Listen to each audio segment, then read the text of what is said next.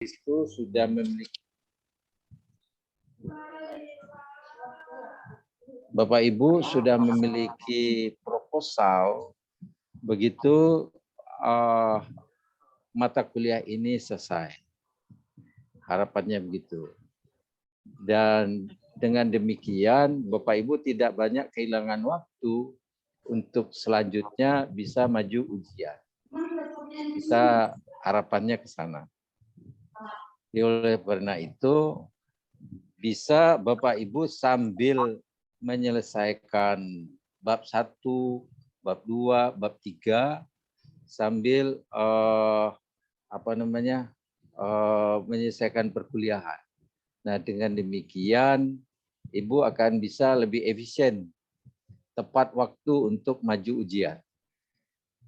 Sebab biasanya menulis ini kalau tidak dilawan bisa semangatnya nggak muncul. Jadi harus godaan-godaan lainnya harus dilawan supaya ini bisa selesai. Ya. Baik. Bab 1 kita sudah selesai. Mungkin masih ingat bahwa bab 1 itu isinya ialah mengenai permasalahan. Di dalam bab 1 ada 6 subbab. Subbab yang pertama ialah mengenai latar belakang masalah. Latar belakang masalah itu intinya ialah variabel apa yang menjadi masalah. Yang menjadi masalah itu biasanya kita menyebutnya dependent variable. Masalah utama. Dependent variable atau simbolnya yaitu Y. Nah, apa yang menjadi masalah? Nah, di sana jelaskan mengapa dikatakan masalah dan menjelaskan pentingnya itu dicarikan solusi. Kemudian baru subbab berikutnya identifikasi masalah untuk mencari tahu apa saja variabel-variabel penyebab masalah atau independent variable. Lambangnya adalah X. Minimal untuk tesis itu X-nya itu 2 minimal. Jadi Ibu Bapak mencari dependent variabelnya, apa saja variabel yang menyebabkan terjadinya permasalahan tadi, terjadinya masalah, itu bisa didapatkan dari studi lapangan atau melihat teori ataupun penelitian-penelitian sebelumnya. Misalnya kalau kita mau bicara mengenai kinerja, apa saja variabel yang mempengaruhi kinerja dari riset orang sebelumnya. Misalnya kalau di sekolah, saya dilihat kinerja sekolah, apa saja yang... Nah, dengan demikian Bapak Ibu pada subbab yang kedua identifikasi masalah akan mendapatkan variabel apa X-nya yang akan diteliti. Ya. Kemudian baru dibatasi, demikian banyak mungkin variabel yang mempengaruhi dependent variabel kita. Nah, kita batasi untuk yang kita mau teliti yang variabel mana. Tentu saja variabel yang dominan diperkirakan mempengaruhi. Nah, setelah itu baru dibuat rumusan masalah di dalam bentuk pertanyaan. Mau meneliti apa? 1, 2, 3, mungkin sampai berapa variabel yang kita mau teliti. Apakah X1 mempengaruhi Y, X2 mempengaruhi Y, X3 mempengaruhi Y. Jadi sesuai dengan jumlah variabel yang kita mau teliti. Nah, setelah itu baru dibuat tujuan penelitian dan kegunaan penelitian. Jadi sistematikanya seperti itu. Bab 1 selesai dan itu Bapak Ibu sudah tulis kemarin, sudah pernah juga dipresentasikan dan didiskusikan. Bagi yang belum lengkap silahkan dilengkapi karena harapannya seperti yang sampaikan tadi Bapak Ibu sudah memiliki proposal penelitian setelah kuliah ini selesai. Dengan demikian, Bapak Ibu akan bisa menyelesaikan studinya sesuai dengan durasi yang sudah direncanakan. Baik, hari ini kita akan masuk kepada materi berikutnya ialah bab 2. Bab 2 sudah belum Pak Joni? Belum, Pak. Belum ya. Belum, Pak. Kita masuk pada bab 2.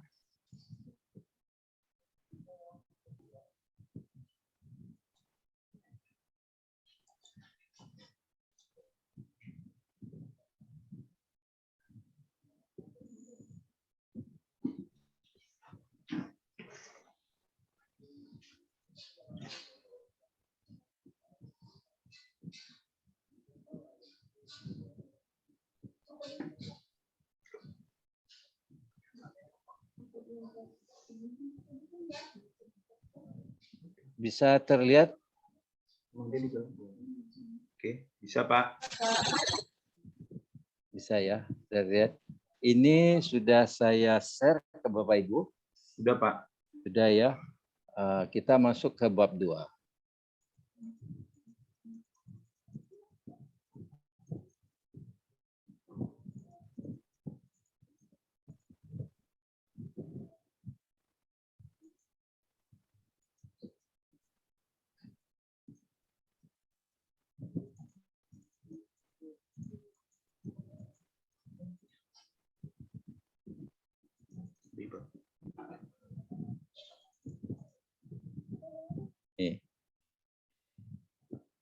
Teori dan hipotesis. Bab 2 itu isinya 4. Pertama teori, A itu. Yang kedua penelitian sebelumnya yang pernah dilakukan oleh orang, tapi relevan dengan yang kita mau akan teliti. Yang ketiga mengenai kerangka berpikir. Dan keempat pengajuan hipotesis.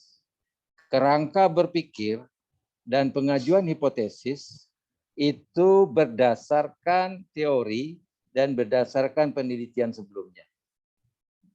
Jadi C dan D itu adalah hasil dari A dan B. Jadi setelah Bapak Ibu melakukan tinjauan terhadap teori, kemudian melakukan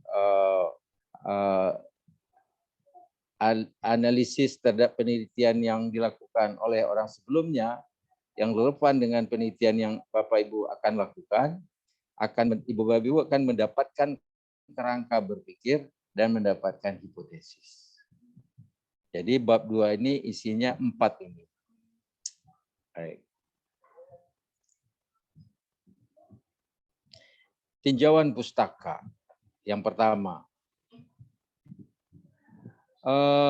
Tinjauan pustaka ini kita ambil dari teori-teori yang relevan dengan penelitian atau variabel-variabel yang kita akan teliti. Gunanya untuk pemahaman lebih banyak mengenai teori tentang variabel yang kita akan teliti. Jadi Bapak Ibu boleh sekarang tidak terlalu sulit untuk mendapatkan teori ini, begitu juga dengan penelitian sebelumnya tidak sulit, dan bahkan sekarang boleh dikatakan mudah sekali untuk mendapatkan hal ini karena tinggal akses saja ke internet. Ya. Jadi akses ke internet, Bapak Ibu dapatkan teori-teorinya, Bapak Ibu dapatkan penelitiannya. Tinggal tulis saja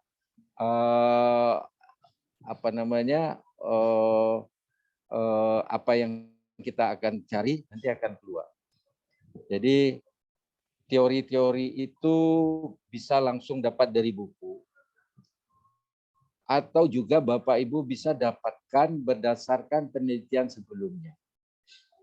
Jadi kalau Bapak Ibu buka jurnal orang yang dipublish berdasarkan penelitian yang mereka lakukan, jurnal ilmiah, Bapak Ibu buka, di sana ada teori, Bapak Ibu sudah bisa dapatkan teori. Begitu juga dengan variabelnya. Apa aja yang akan ditulis? pada tinjauan pustaka ini. Semuanya terkait dengan apa yang dinyatakan oleh orang-orang yang meneliti sebelumnya atau pakar-pakar yang membuat tulisan di dalam tulisan ilmiah. Jadi bisa dituliskan itu. Baik itu definisi. Pertama mengenai definisi. Apa saja definisi mengenai tiap-tiap variabel yang kita buat. Mungkin paling tidak 5 lah. Misalkan variabel kinerja misalnya. Maka kita akan cari definisi mengenai kinerja. Minimal 5. Nah, dari sekian banyak definisi yang kita dapatkan, lalu nanti dirumuskan. Menggunakan definisi yang mana kita? Ya. Nah, sesudah itu baru apa saja yang dibahas atau yang diulas oleh para pakar mengenai variabel kita boleh dimasukkan di dalam tinjauan pustaka. Apakah itu apa pentingnya variabel itu, bagaimana hubungan variabel itu dengan variabel yang lain. Nah, tentu saja hubungan yang kita cari adalah hubungannya dengan variabel yang kita teliti. Misalnya kinerja. Kita meneliti kinerja dengan kepemimpinan misalnya.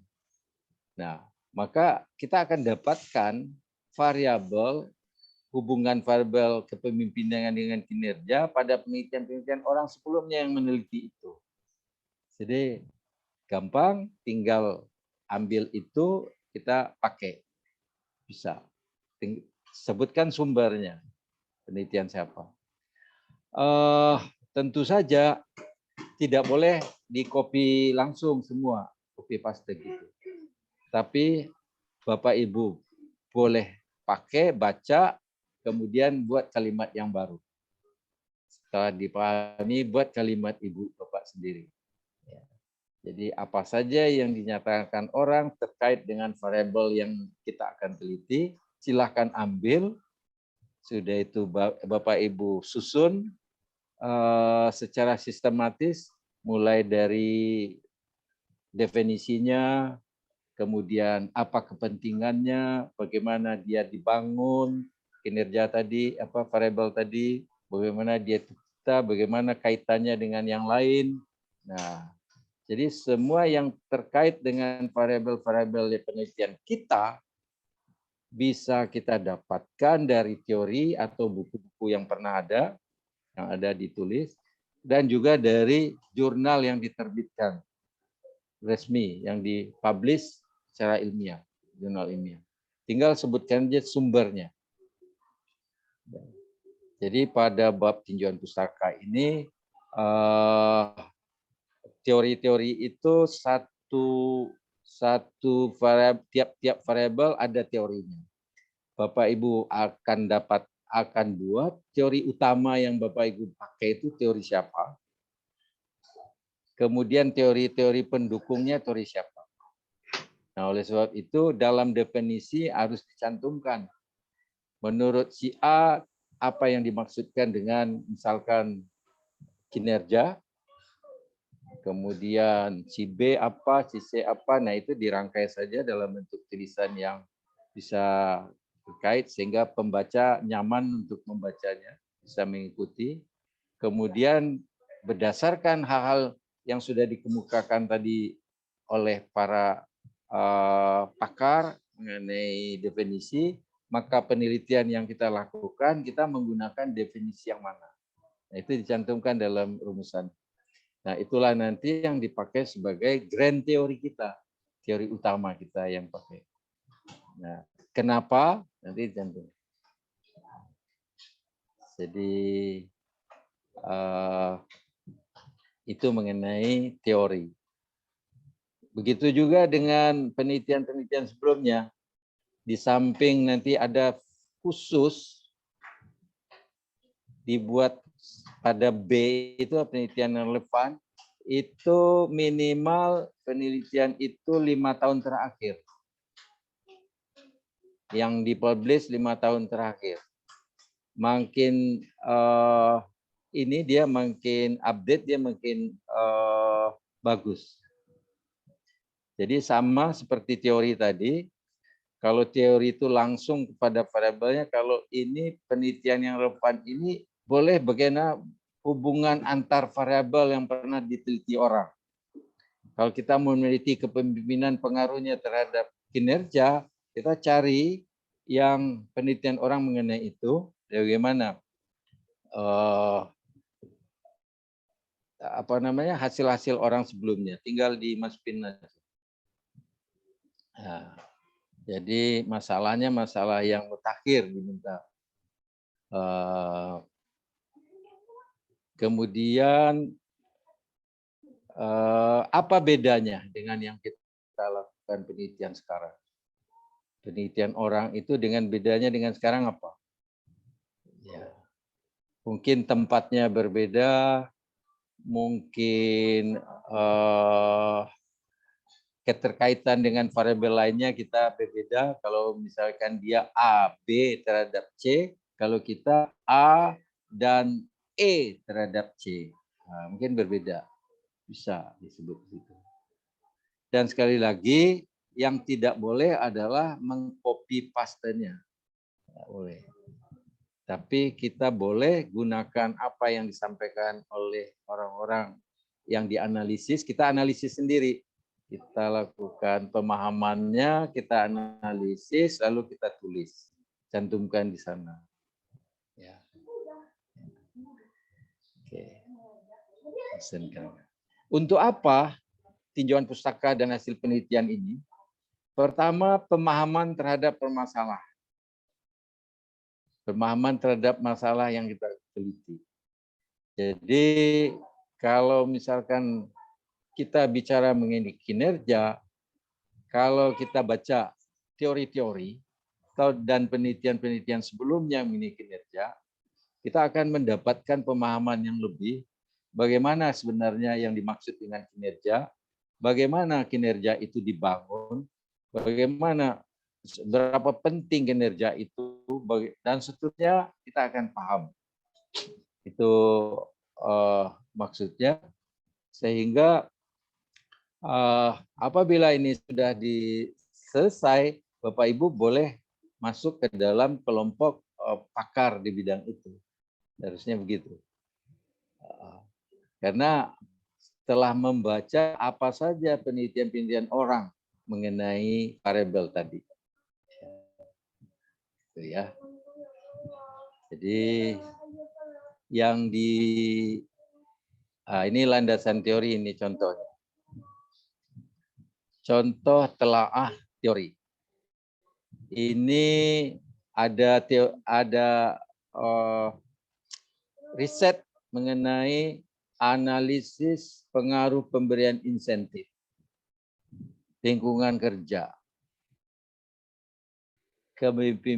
kepemimpinan, hubungan antar sejawat terhadap semangat kerja karyawan. Jadi kalau melihat judul ini, kita sudah bisa mendapatkan variabel X dan variabel Y-nya. Ya. Ya. Berapa variabel X dan berapa variabel Y? Jadi dari sini kita, ya, gimana Pak? Y-nya semangat kerja karyawan, semangat kerja ya Pak ya? Betul, Y-nya atau dependent variable itu adalah semangat kerja karyawan. Jadi yang menjadi masalah pokok sebenarnya di sini adalah semangat kerja karyawan. Ini yang akan kita coba cari solusinya, bagaimana meningkatkan semangat kerja karyawan. Jadi pertama awal dari ceritanya di dalam tesis itu, yaitu dalam latar belakang, ini dulu nih, semangat kerja karyawan, faktor Y-nya dulu. Kerja karyawan misalkan dirasakan sekarang ini tidak optimal, ditandai dengan apa, kemudian diperkirakan kalau tidak diperbaiki ini akan memberikan dampaknya negatif. Kemudian Bapak boleh sebutkan kerja karyawan itu pentingnya apa? Jadi ceritanya di dalam latar belakang mengenai semangat kerja. Jadi kaitannya dengan landasan teori, nanti dalam judul tesis ini kita udah tahu Y-nya adalah semangat kerja karyawan, X1-nya ialah pemberian insentif, yang X2-nya adalah lingkungan kerja, X3 kepemimpinan, X4-nya hubungan teman sejawat, hubungan antar teman sejawat. Jadi ada X-nya 4 X. Nah, berarti ditambah dengan Y semangat kerjanya 1, berarti ada 5 variabel. 5 variabel ini berarti Bapak Ibu akan membuat teori dari kelima variabel ini. Jadi di sini landasan teori bagaimana cara melangkahnya. Pertama, tetapkan dulu variabel yang akan kita teliti. Nah, sini sudah ada tadi 5 variabel. Kemudian tetapkan sumber bacaan yang relevan dengan ini. Artinya dengan 5 variabel tadi, kita tinggal ketik saja pemberian insentif. Nah, kita akan dapatkan nanti teori-teori mengenai pemberian insentif, tentang insentif, teori insentif. Kemudian penelitian-penelitian terdahulu kita akan bisa dapatkan. Jadi tinggal mencari sumber bacaan yang relevan. Sekarang tinggal diakses di internet, ini mudah sekali dapat. Tinggal nanti cari baik itu yang nasional maupun internasional. Kemudian setelah kita dapatkan bahan bacaannya, baik itu buku ataupun jurnal, tinggal lihat daftar isinya.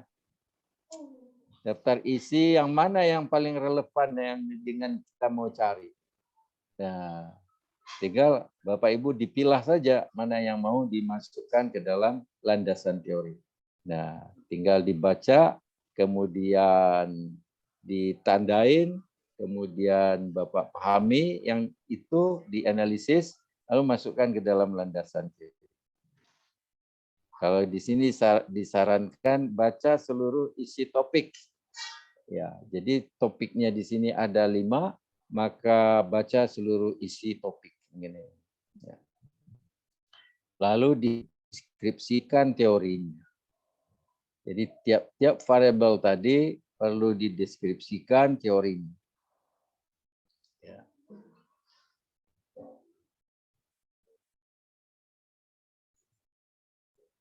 Baik. Sampai di sini ada pertanyaan dari Bapak Ibu?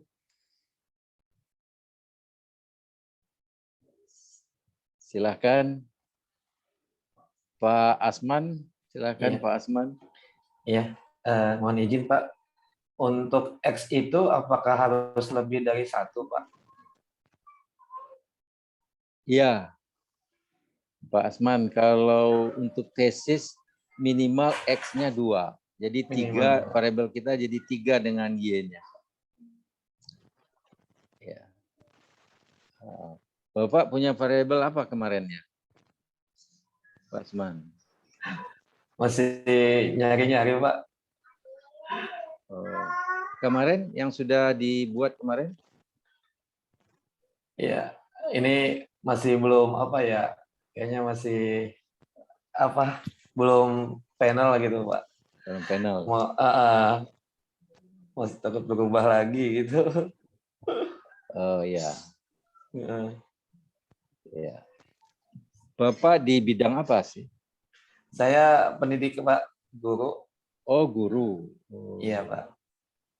Kalau guru ini permasalahan utamanya biasanya adalah prestasi siswa.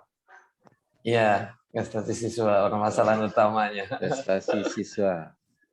Nah, ini prestasi siswa banyak teori nih. Prestasi siswa ini. Apa saja yang variabel. Jadi bisa Bapak gunakan prestasi siswa sebagai variabel Y-nya, independen variabelnya, dependen ya. Kemudian tinggal dicari nanti independennya, variabel penyebab prestasi siswa. Sebab prestasi siswa ini meskipun sekarang misalkan masih sudah cukup, tapi tetap saja itu akan jadi perhatian karena kalau sempat prestasinya turun, maka sekolah Bapak Ibu tidak diminati lagi kan begitu ya jadinya. Iya, betul, Pak. Jadi tinggal Pak Asman boleh cari variabel X-nya apa saja. Nah, di awal berarti Bapak bisa lihat jurnal-jurnal yang pernah terbit, ya ilmiah, tinggal akses saja, nanti Bapak Ibu akan dapatkan variabel-variabel apa yang diperkirakan di tempat kerja Pak Asman itu yang dominan mempengaruhi prestasi siswa. Oke. Ya. Oke. Baik, Pak dosen, terima kasih. Iya. Baik, Pak Diki mungkin silakan. Izin. Ya, silakan siapa? Silakan Pak.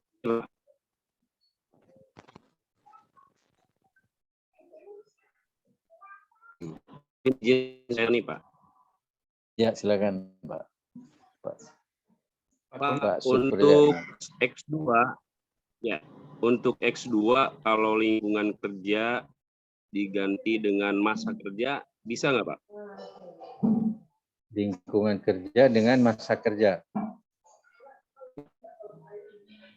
Ganti maksudnya gimana Pak? Misalkan untuk ya kan ada pemberian insentif nih untuk X1-nya, terus X2-nya kan tadi lingkungan kerja. Kalau lingkungan kerja berpengaruh terhadap Y-nya, kita ganti dengan masa kerja. Masalahnya kalau kita bicara semangat kerja karyawan, kan untuk saat ini ada karyawan tetap, ada karyawan tidak tetap, dalam arti kontrak, Pak. Makanya saya berpikir lingkungan kerja itu diganti dengan masa kerja. Apakah misalkan karena saya bekerja di perkapalan loh Pak. Iya. Dengan relatan masa kerja itu ada yang 6 bulan kontrak ya, ada yang 9 bulan, ada yang 11 bulan. Itu secara semangat ya, untuk semangat kerjanya itu terpengaruh bukan lingkungan kerja tapi masa kerja. Misalkan orang yang sudah lewat ya, orang yang sudah lewat dari kontrak itu terlihat menurun dari semangat kerjanya, mungkin karena faktor yang memang sudah harusnya dicutikan karena tingkat resikonya lebih tinggi kalau di tempat pekerjaan kami. Makanya saya minta pendapat kalau lingkungan kerja kita ganti dengan masa kerja gimana Pak? Ya, pertama Bapak sudah berhasil menetapkan dependent variable masalahnya, yaitu masalahnya adalah semangat kerja, begitu ya Pak? Betul Pak. Nah, Y-nya semangat kerja. Y-nya sudah didapat, semangat kerja. Nah, karena semangat kerja ini penting, nanti Bapak tinggal jelaskan seberapa pentingnya semangat kerja, kemudian seberapa masalahnya, kenapa dia menjadi masalah sekarang, Bapak tinggal cerita itu di latar belakang. Kemudian sekarang mengenai X, yaitu independent variable. Apakah mungkin lingkungan kerja yang semula sudah Bapak buat diganti dengan masa kerja, gitu ya Pak? Betul Pak. Ya. Variabel lainnya insentif. Jadi Bapak berapa X-nya sekarang, Pak Supriyatna? Ambil 3 variabel nih Pak, pemberian intensif itu biasa ya. Terus yang X2-nya itu lingkungan kerja diganti dengan masa kerja. Yang ketiganya ya saya ikut misalkan kepemimpinan. kepemimpinan. Ya bisa. Ya. Pak Supriyatna itu bisa Pak, tinggal nanti Bapak mencari tahu yang diperkirakan pengaruhnya dominan. Oke. Yang mana ini? Yang apakah lingkungan kerja atau masa kerja? Mungkin masa kerja ya, Bapak, sehingga ganti itu Iya.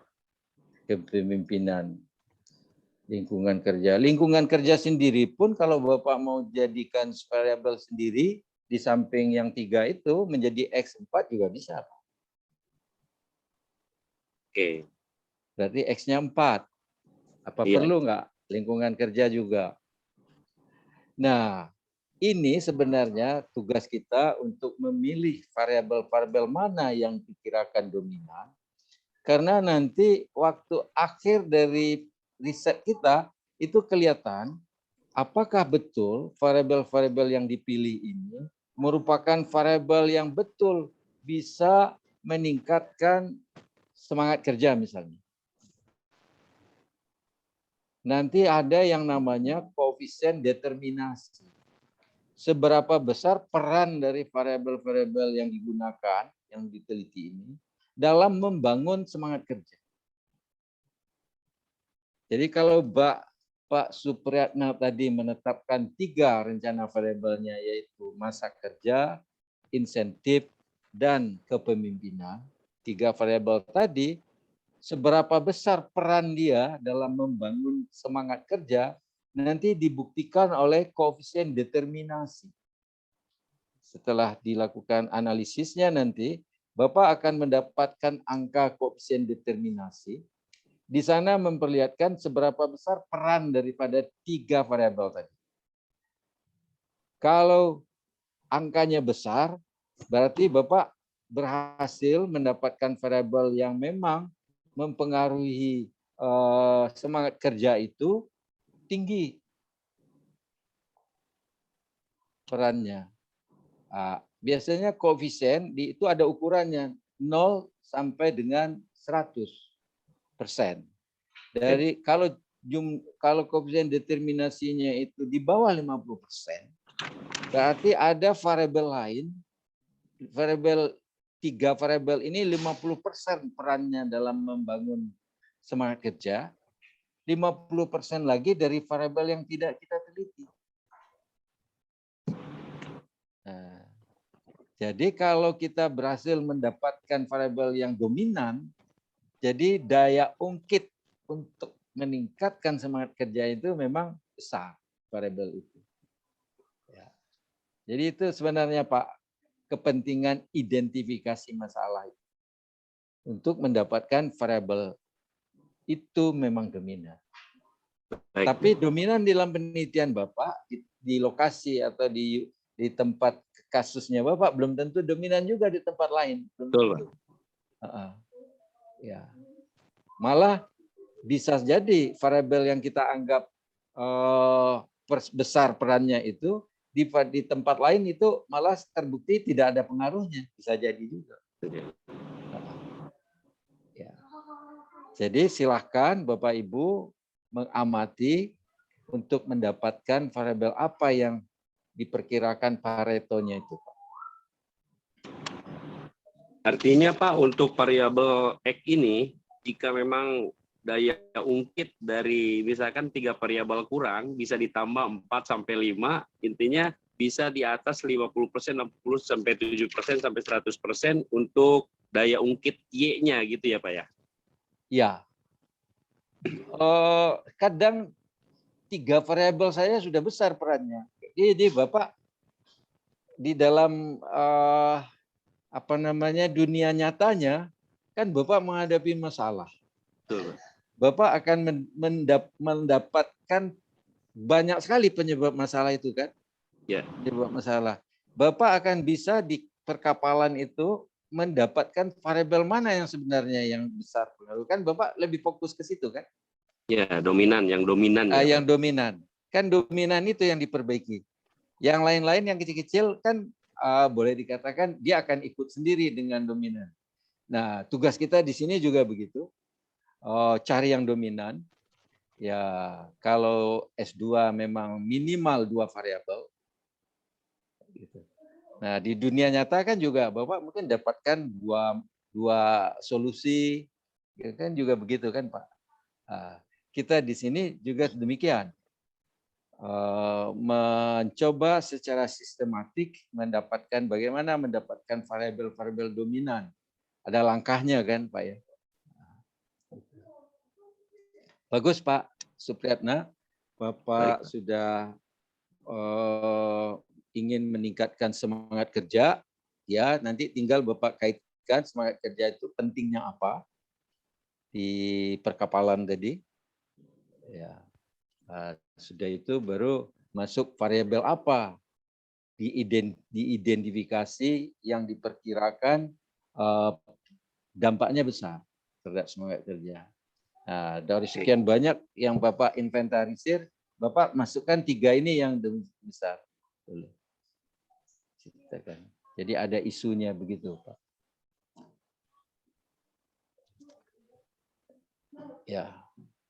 Dan masing-masing variabel ini dicari ininya Pak, teorinya, dicari jurnalnya. Baik. Oke, di copy, Pak. Ya. Terima kasih, Pak. Ya, Pak. Silakan Bu Sri. Ya, kemarin kan judul Sri itu kurang 1 variabel ya, Pak ya. Yang tarif inasi bigis sama tarif rumah sakit realnya. Jadi itu kalau dikaitkan dengan kinerja keuangan di rumah sakit itu bisa nggak ya, Pak?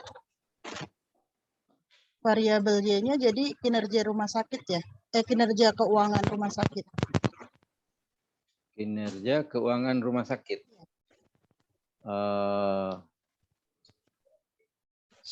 Sebenarnya semuanya bisa, Bu. Ibu mau fokus, mau melihat yang mana? Apakah kinerja rumah sakit secara keseluruhan yang Ibu Sri mau lakukan, yang mau Ibu tingkatkan itu, atau hanya di bidang keuangannya saja?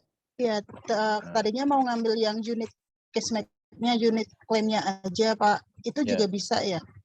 Soalnya kalau unit klaim itu kan memang lebih spesifik ya, Pak ya. Skupnya lebih kecil gitu daripada unit keuangannya sendiri gitu. Iya. Ya. Jadi boleh Ibu masuk ke skop yang lebih kecil, keuangan. Iya. Terus variabelnya berganti nggak? Variabel X1-nya kan tarif inasi bigis. Terus yang kedua kan tarif real rumah sakit itu sendiri. Variabel Y-nya kinerja unit cashback itu, unit claim. Iya. Ya. Yang pertanyaan Ibu apa, Bu Sri? Jadi itu apa namanya? Itu judulnya udah memenuhi syarat atau belum ya Pak ya? Kalau kemarin kan belum memenuhi syarat, cuma 2 variabel gitu kan? Ya. Sekarang menjadi apa judulnya? Analisis perbandingan tarif berdasarkan biaya satuan, tarif inasi bigis, dan tarif rumah sakit terhadap kinerja keuangan rumah sakit pada instalasi rawat inap rumah sakit paru Dr. Kuno. Oh ya. Y-nya apa Bu? Y-nya? Y-nya kinerja keuangan.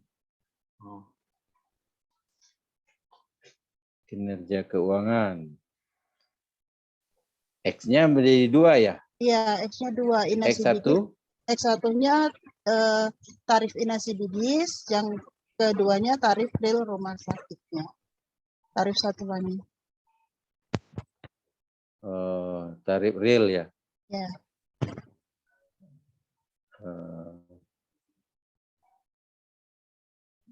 Iya. Tarif apa DJIS tadi? Inasi bigis, Indonesian Case Based Group. Inasi bigis. Ina Sibigis. CBGS. CDGIS. Ya, Inasi bigis. Inas Ina Sidi. CBG. CBG. Oh, JIS. Ina Sidi JIS. Ya. B, apa? B, Hah? B, B. Base. BIS. Ya, base. BIS. Ya. BIS BB Bandung ya. Iya, BB Bandung. CDB. Ya. Nah, gitu Pak Joni. Jadi Y-nya kinerja keuangan, X1-nya tarif Ina Sidis, CBG. kemudian X2-nya tarif real. Nah, beliau mau melihat apakah tarif Ina Sidibis ini dampaknya terhadap kinerja, S2 juga begitu. Jadi ini Ibu hubungan kausalisasi ya, hubungan sebab akibat ya. Pertama, apakah berpengaruh? Iya. Yang kedua, bentuk pengaruhnya. Yang ketiga, seberapa besar pengaruhnya? Iya. X1 berapa pengaruhnya? S2 berapa pengaruh? Nah, maksudnya bentuk pengaruh itu apa sih Pak Aswin? Bentuk pengaruh itu nanti kan dia akan keluar dalam bentuk persamaan, Pak. Kalau kita lihat dalam persamaan regresinya, kan dia menggunakan analisis regresi ya. Iya, iya. Misalkan Y sama dengan A ditambah B X1, B1 X1 tambah B2 X2. Nah, yang dikatakan bentuk pengaruhnya itu apakah plus atau minus pengaruhnya? Oh. Jadi pengaruhnya itu misalkan tarif Ina Sidibis ini dinaikkan, kalau dia menyebabkan kinerja keuangan rumah sakit tadi turun, jadi kalau sekali lagi kalau tarif Ina Sidibis dinaikkan akan menyebabkan kinerja keuangan rumah sakit turun, itu namanya bentuk hubungannya negatif. Bentuk pengaruhnya negatif. Tapi kalau dia positif, misalkan tarif real, misalkan depannya positif tuh, kodenya positif. Artinya tarif real naik, maka kinerja keuangan rumah sakit juga naik. Tapi kalau dia hubungannya, bentuk hubungannya. Jadi bentuk hubungan tuh kalau nggak positif, negatif. Negatif. Gitu. Ada dari Bapak Ibu bisa membantu Ibu Sri Mulyani dari tadi beliau masih menanyakan apakah dia bisa menggunakan X1-nya tarif Ina Sidibis, S2-nya tarif real rumah sakit. Silahkan Bapak Ibu, Pak Ulil Absor, mana udah hadir Pak? Bapak Ibu, kameranya silahkan dibuka, kita ambil absen dulu ya Pak Joni. Ya Pak. Silahkan dibuka. Bapak Ibu silahkan dibuka kameranya untuk diambil fotonya. Ya. Silahkan. 1, 2, 3. Siap. Ada yang belum buka tadi itu Pak. Iya, belum buka nih Pak Bu Siti. Silakan buka dulu Bapak Ibu semua. Pak Sahron. Bapak Ibu silakan buka. Pak Sahron. Pak Tri, Bu Rifa, Pak Sulsamar, Pak Yusuf, Pak Iman dan Ilman, Bu Siti Rahmawati. 6 orang belum dibuka nih Pak.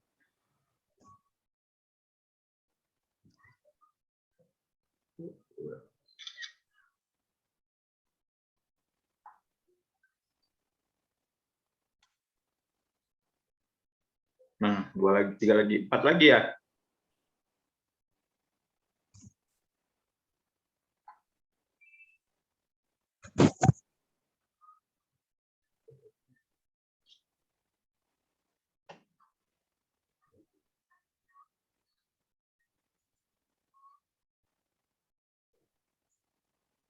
Udah Pak.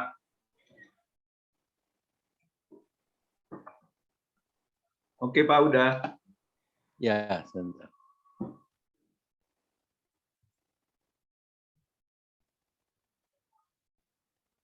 Oh.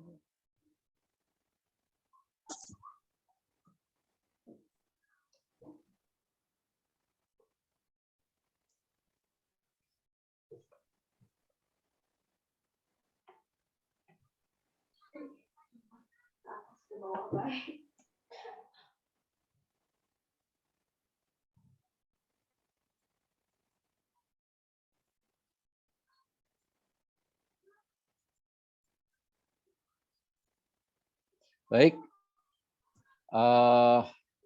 Silahkan Bapak tolong dibantu ini Bu Sri ya. Pak Ulil Absor, silahkan Pak.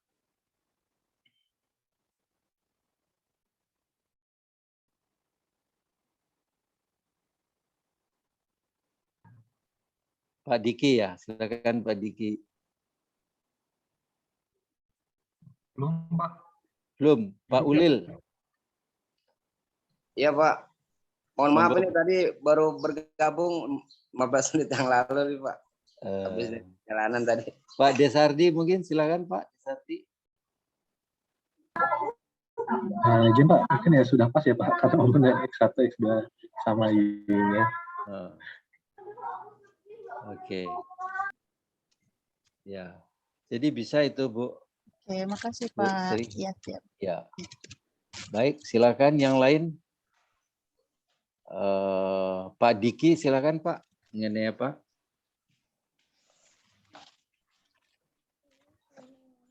Ya di situ dong.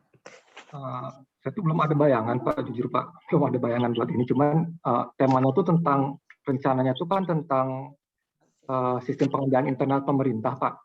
Tentang ya, cuman X1, X2-nya saya belum ada bayangan sih Pak, seperti itu. Sistem Pengendalian internal pemerintah Pak, SPIP. Oh, pengendalian internal pemerintah. Iya. Oh ya. Mungkin di dalam panduannya sendiri di dalam SPIP ini mungkin Bapak bisa dapat gambaran tuh apa aja variabelnya. Mungkin target kinerja ya Pak ya. Target kinerja sama, saya baru kepikiran itu doang sih Pak. Apakah mempengaruhi target kinerja atau apa ya Pak? Saya masih bingung sih Pak. Iya. Oke. Bapak di bidang, Bapak kerja di mana ya Pak Diki ya? Di pemerintahan Pak, di kementerian. Di kementerian ya. Pak punya minat untuk melihat sistem pengendalian internal. Ya. Ya Pak. Oh. Jadi kalau di kementerian berarti ini di inspektoratnya ini ya? Iya Pak. Saya di inspektorat. Bapak sendiri di inspektorat? Iya Pak. Ya, auditor Pak. Bapak auditor. Iya.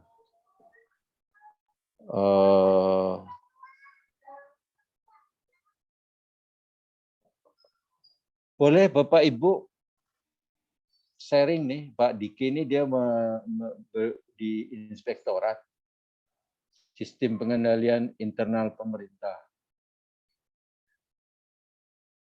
Ada target kinerja, ada sistemnya. Ada yang mau komen mengenai Pak Diki ini belum dapat gambaran katanya. Silakan Pak Ansori Budiono. Waduh. Assalamualaikum. Waalaikumsalam. Tanyanya berat nih, saya bukan orang pemerintahan Pak. Pak Aswin, belum kebayang ya. Siapa yang orang pemerintahan? Yang orang pemerintahan siapa Pak? Pak Asman, orang mana Bapak ini? Saya guru Pak. Kepala sekolah, guru ya? Apa Diki itu apa sih mau yang dilihat apa? Pak Joni mungkin pengalaman di bidang itu. Pak Joni. Atau Pak Dedi yang wawasannya luas juga biasanya ada aja yang beliau tahu. Ya, silakan Pak.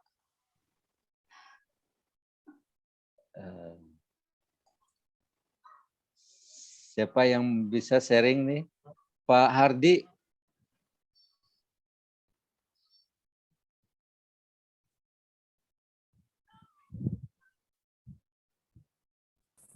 Siapa? Apa yang Silakan Pak Hardi. mau ditanya Pak tadi? Kalau di swasta ya Pak Aswin ya, Nah, penggunaan IT ini ya mungkin sama dengan pemerintah juga, itu kan lebih apa ya, yang banyak kebocoran itu kemudian dengan penggunaan e-procurement ya kalau nggak salah. Itu swasta juga udah melakukan e-procurement. Jadi lelang dan sebagainya itu melalui online, gitu ya. Melalui online Pak Aswin. Nah tujuannya adalah mengurangi kebocoran-kebocoran itu sebetulnya. Nah ini nggak tahu nih apakah cocok. Artinya pemerintah pun sekarang itu juga apa sistem tender itu menggunakan e-procurement sekarang. Udah nggak manual lagi ya di dunia sekarang. Kami di swasta juga sudah melakukan itu, bahkan sudah 5 tahun yang lalu gitu ya. Ini topik menarik sih, nggak cuma buat Diki, yang lain juga kali ya. E-procurement ini Pak Aswin. ya. Dampaknya, kalau mau diriset kan dampaknya, apa sih dampaknya e-procurement ini? Nah itu yang susah, dampaknya apa? Kategorinya artinya kan before and after apa kan begitu ya? Dengan adanya e-procurement. Di level atasnya kemudian good governance ya kalau nggak salah, tata cara pelaksanaan yang pemerintahan yang baik, transparan. Gitu. Ya itu apa-apa saya ngasih input aja di swasta kami sistem tender baik itu contract of services ataupun procurement contract of goods gitu, itu sudah perusahaan besar tentunya ya, itu sudah melakukan atau tempat Pak Joni itu sudah dengan e-procurement gitu ya, untuk pembelian barang ya. Ya. Jadi semua terbuka, jadi pasti ketahuan siapa the lowest, mengurangi permainan dan sebagainya itu. Ini nggak tahu cocok atau enggak ke bidangnya Pak Diki yang inspektorat ya. Ya. Itu Pak dari saya Pak. Masukan Pak Ansori, Pak Diki. Jadi dalam pengadaan barang dan jasa di swasta sudah menggunakan e-performance, e-bidding apa? Pak, itu kayak elektronik ya, internet ya, itu, procurement pengadaan, ya, e-procurement. Sistem. Pak Diki, Apa? banyak Pak sebenarnya kalau di bidang inspektorat ini dalam sistem pengendalian mutu, pengendalian internal ini, SPI ini banyak sebenarnya. Sebab yang Bapak kaji itu masalah semua itu, tiap Bapak dapatkan temuan itu ada masalah semua sebenarnya. Kalau misalnya terhadap ini Pak, terhadap kinerja gimana Pak? Maksudnya terhadap kinerjanya Pak, terhadap kinerja suatu unit Pak, suatu direktorat gitu. Ya, kinerja variabel Y-nya kinerja, ya. Tapi variabel X-nya Bapak meneliti mengenai apa? Berarti implementasi SPIP itu Pak, sistem pengendalian internal pemerintah gitu Pak. Implementasi kan itu ada internal pemerintah itu ada peraturan presidennya Pak ya, PP nomor 80 itu kalau nggak salah 80 2008. Terus turunannya itu kalau nggak salah Perkap BPKP nomor 6 tahun 2020. Nah, itu kan tentang Perkap BPKP itu kalau nggak salah tentang penilaian maturitas SPIP gitu Pak. Nah, apakah misalnya jika penilaian maturitas SPIP-nya sudah bagus, apakah otomatis target kinerja suatu direktorat itu apakah dijamin tercapai atau enggak, atau gitu Pak maksudnya Pak. Oh.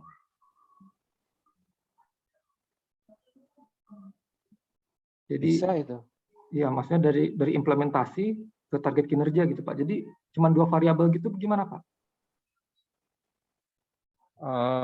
Di dalam sistem tadi itu kan sebenarnya ada di dalamnya itu banyak variabel. Iya Pak, banyak Pak. Banyak Pak itu. Itunya. Kalau Bapak kaji itu sistem itu nanti Bapak malah kewalahan. Kalau terlalu banyak variabel di dalamnya. Bisa nggak Bapak ambil aja variabel dari itu tadi SPI tadi itu variabel apa aja? Oh, bentar. Mungkin dari situ.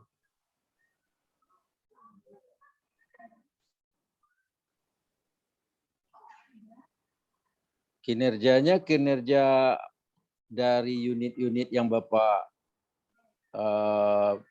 ini audit, atau Bapak mau melihat kinerja di tempat unit Bapak sendiri? Apa yang bisa meningkatkan kinerja di tempat Bapak? Kinerja yang diaudit sih Pak. Yang diaudit ya? Iya. Ya. So, nanti ada 2 itu. Bapak bisa lihat kinerja unit kerja Bapak sendiri. Meskipun itu adalah unit kerja yang biasa mengaudit orang, tapi kita juga mengaudit diri sendiri juga apa yang bisa ditingkatkan kinerjanya. Nah, variabel apa saja yang mempengaruhi kinerja unit kerja SPI ini? Itu bisa juga. Tapi kalau Bapak mau lihat kinerja dari unit-unit yang diaudit, apa saja yang mempengaruhi, bisa juga. Ada masukan mungkin dari teman-teman lain? Nih Pak Riki ada 2 masalah dia. Pertama, dia mau melihat kinerja, tapi pertanyaannya kinerja siapa? Kinerja unit dia atau kinerja yang diaudit? 1. Yang kedua, baru variabel X-nya. Sampai sekarang beliau masih bingung nih, mau mulai dari mana. Ada masukan? Pak Dedi Chandra, silakan Pak.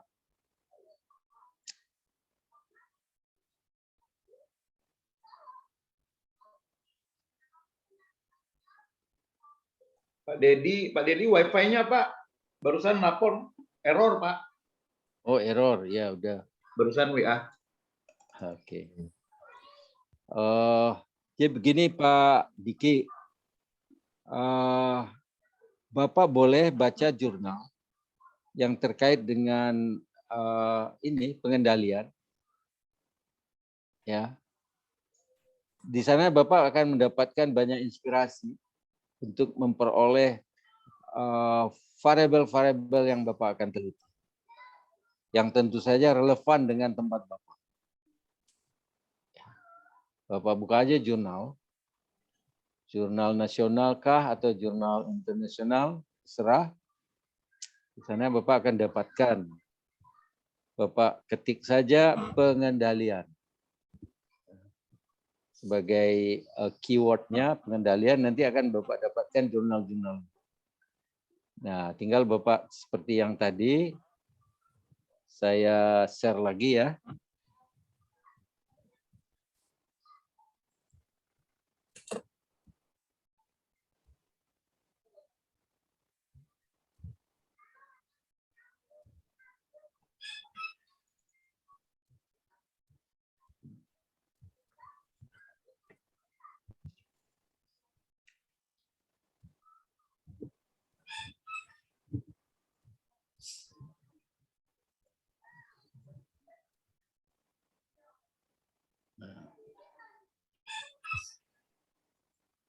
Nih.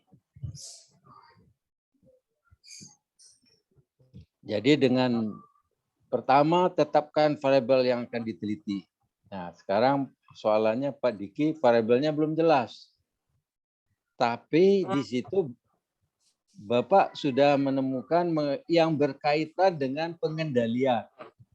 Nah, jadi untuk mendapatkan variabel yang Bapak akan teliti, Bapak ketik saja pengendalian, nanti Bapak akan temukan jurnal yang membahas mengenai pengendalian. Nah, sudah Bapak temukan, Bapak lihat daftar isi, kemudian Bapak cari topik yang Bapak tertarik, lalu Bapak jadikan dia sebagai variabel. Nah, di sini kaitannya nanti Bapak cari apa teori-teori yang ada di sana. Nah, untuk memudahkan Bapak Ibu, variabel-variabel yang diteliti itu ada teori-teorinya. Kalau tidak, Bapak Ibu nanti akan kesulitan untuk membahas mengenai teorinya. Jadi kalau variabel yang ada diteliti sebelumnya oleh orang, itu akan ada teorinya. Baik.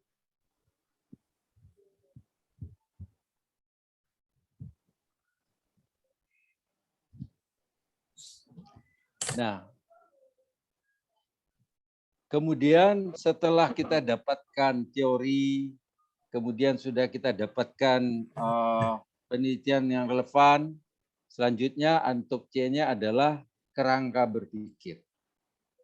Apa itu kerangka berpikir? Kerangka berpikir adalah model konseptual yang akan memperlihatkan bagaimana hubungan satu variabel dengan variabel lainnya.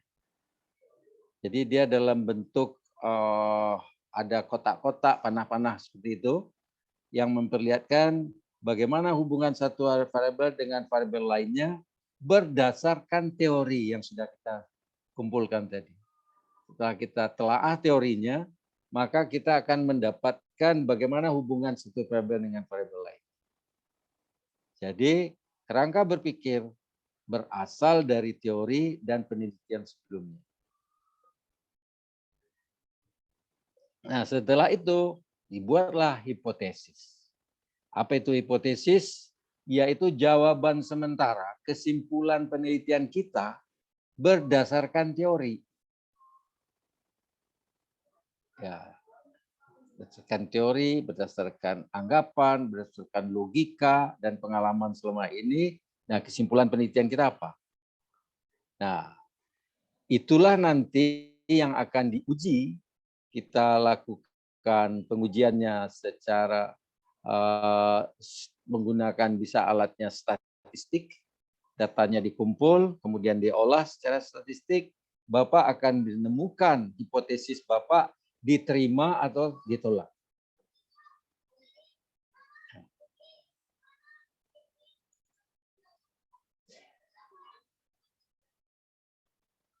Apakah semua penelitian ilmiah perlu hipotesis? Ya.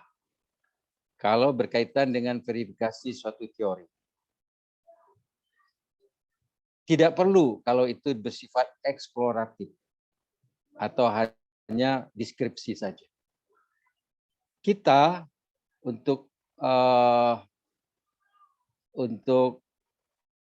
apa namanya S2 itu perlu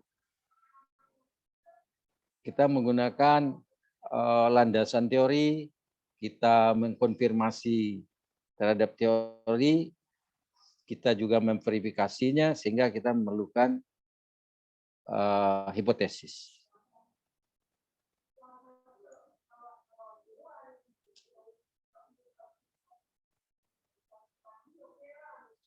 Kegunaannya ya pertama kita bisa memberikan batasan, memperkecil jangkauan penelitian kita dan memperkecil, mengefisienkan cara kerja kita. Sebab dengan hipotesis kita tahu persis apa yang kita mau lakukan.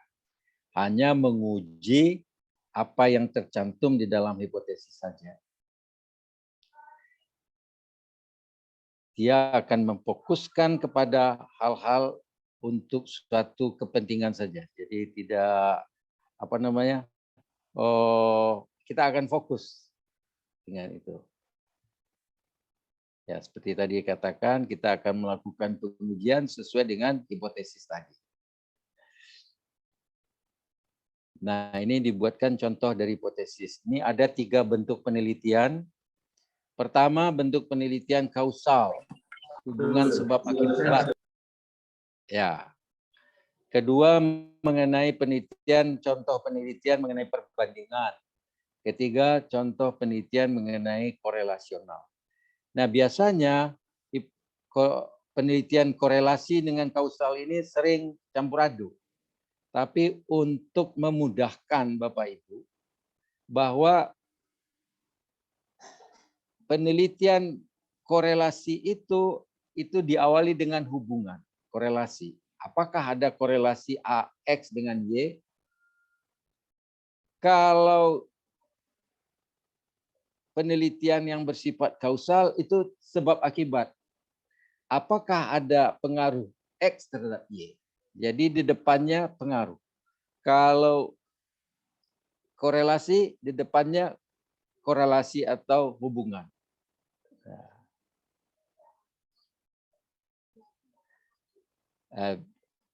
Di sini kan ada contoh judul korelasi. Apa terdapat korelasi yang erat antara tingkat pendidikan dengan prestasi kerja karyawan. Jadi ada korelasi prestasi karyawan itu dengan tingkat pendidikan. Ini mau dibuktikan, diteliti. Kalau hubungannya kausal, kita mau mencari kejelasan apa pengaruh dari lingkungan kerja, evaluasi manajemen yang nomor 1 itu, pengaruhnya terhadap kepuasan kerja karyawan. Jadi ini pengaruh. Lingkungan kerja dan evaluasi manajemen pengaruhnya terhadap kepuasan. Kalau yang di tengah itu memperlihatkan penelitian perbandingan untuk melihat prestasi kerja karyawan bagian produksi dibanding dengan bagian pemasaran. Ya. Oke.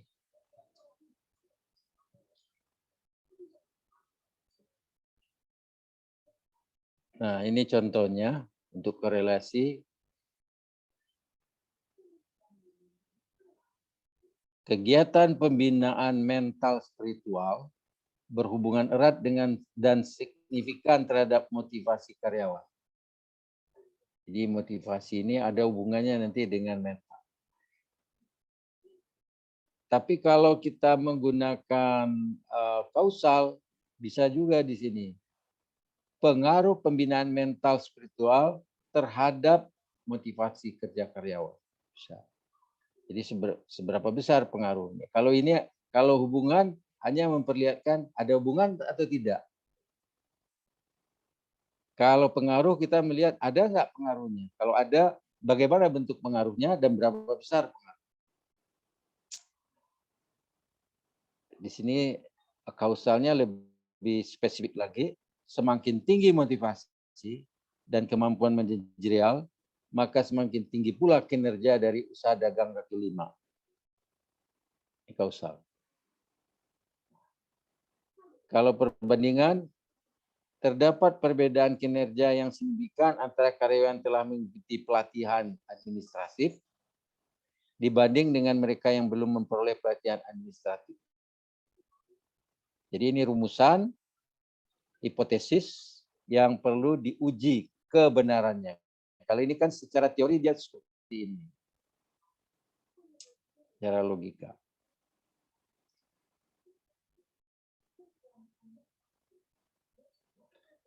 Baik. Itu ialah hipotesis. Kemudian hasil penelitian yang relevan.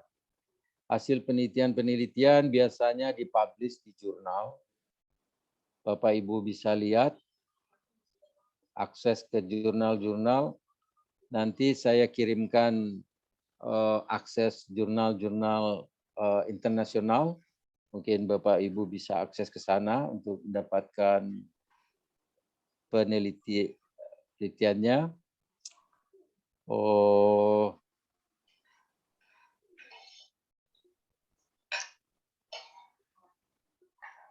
Ya.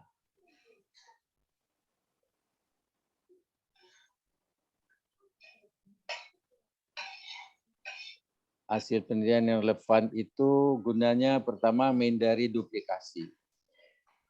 Bapak Ibu dianjurkan untuk membaca penelitian sebelumnya. Silahkan Bapak Ibu ambil, masukkan ke dalam tesisnya, tetapi tidak boleh di copy paste. Jadi ambil, Bapak Ibu bikin kalimat Bapak Ibu sendiri. Ya. Dan sebutkan sumbernya itu dari mana. Ya. Baik. Dengan adanya penelaahan terhadap penelitian sebelumnya, Bapak Ibu akan mendapatkan pemahaman yang lebih komprehensif tentang permasalahan yang Bapak Ibu teliti tadi, yang di riset itu. Jadi Bapak Ibu akan mendapatkan pemahaman yang lebih terhadap itu. Jadi kalau tadi itu ada 4 variabel, maka 4 variabelnya Bapak Ibu carikan teori-teorinya, Bapak Ibu dapatkan hasil penelitian sebelumnya mengenai itu. Dan juga dengan kajian teori dan penelitian sebelumnya ini menunjukkan penelitian yang Bapak Ibu lakukan di mana posisinya. Apa persamaannya dengan penelitian orang dan apa bedanya dengan penelitian orang. Jadi di sini sifatnya memberikan penjelasan bahwa yang kita teliti adalah ini, mungkin sama tapi ada bedanya. Mungkin tempatnya berbeda atau variabel yang kita teliti 2 sama, satunya enggak, dan lain seterusnya.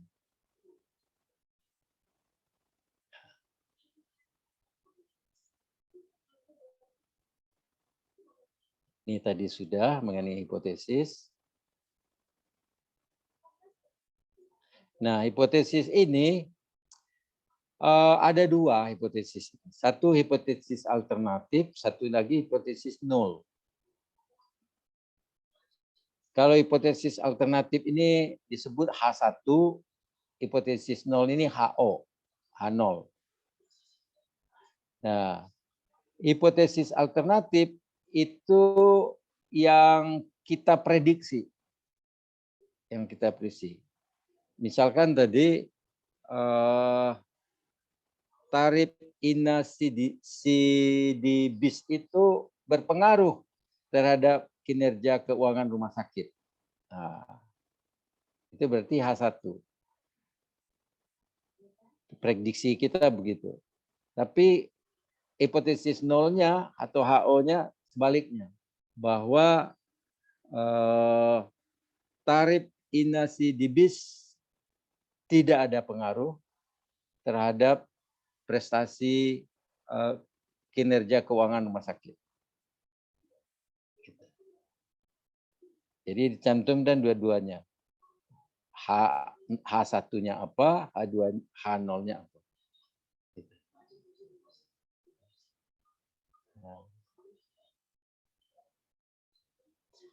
Kemudian hasil penelitian sebelumnya itu juga memberikan dukungan. Jadi waktu analisis kita nanti bahwa kita mendapatkan bahwa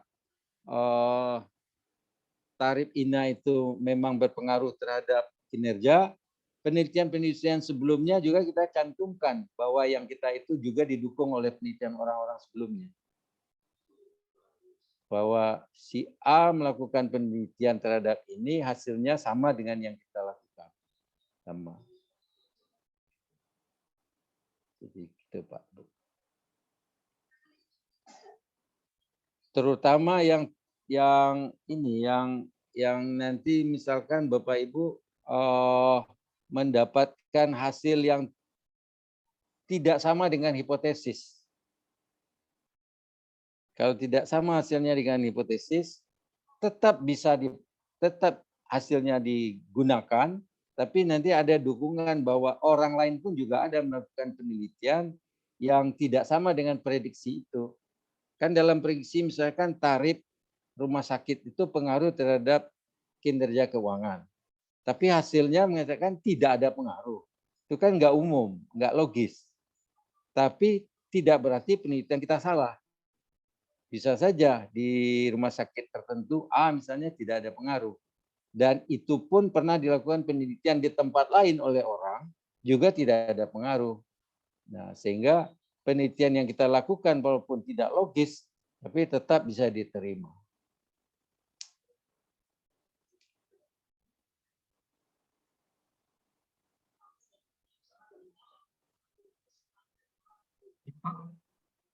Berarti, ya kalau misalnya kayak gitu berarti tetap jalan ya Pak ya. Misalnya kan, misalnya yang saya tahu tuh misalnya pengaruh, misalnya biaya pemasaran gitu Pak, biaya pemasaran. Jadi ternyata di perusahaan X, setahu saya mungkin perusahaan itulah, perusahaan Tesla misalnya Pak. Tesla tuh dia tidak ada biaya pemasaran buat produknya Pak. Kalau nggak salah tuh biaya pemasarannya 0. Nah, sedangkan kita jurnal-jurnal sebelumnya itu ada terhadap biaya pemasaran terhadap penjualan gitu. Itu tetap jalan gitu ya Pak ya, tetap bisa diterima ya. Ya, tetap jalan Pak, tetap jalan. Biasanya itu rame di waktu dengan dosen penguji itu rame. Kenapa? Kok penelitian Anda tidak logis? Bapak bisa jelaskan, tetapi secara penelitian kalau memang hasil analisis statistiknya tidak salah, kadang-kadang memang salah waktu memasukkan angka, ada yang salah mungkin ada. Tapi kalau hasil analisis statistiknya sudah benar, Bapak tetap aja jalan. Silakan terus saja. Bahwa itu memang tidak ada pengaruh.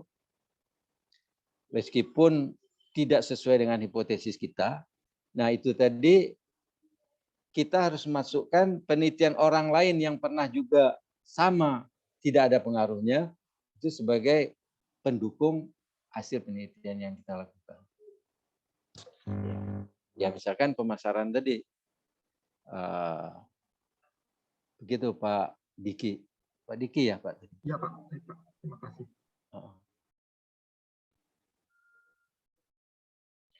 Ya. Jadi Bapak Ibu silahkan menulis bab 2, melanjutkan hasil bab 3, bab 1 kemarin. Kita berharap Bapak Ibu selesai dari kuliah ini sudah mempunyai proposal.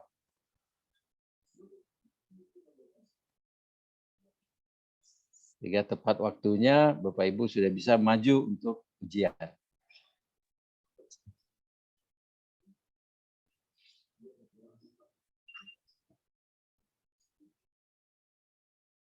Ada yang lain? Silakan. Pak Hardi, silakan Pak Hardi.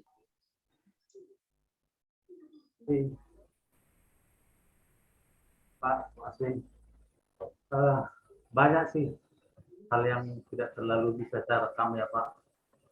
Tetapi bagian yang terakhir tadi adalah salah satu juga gitu.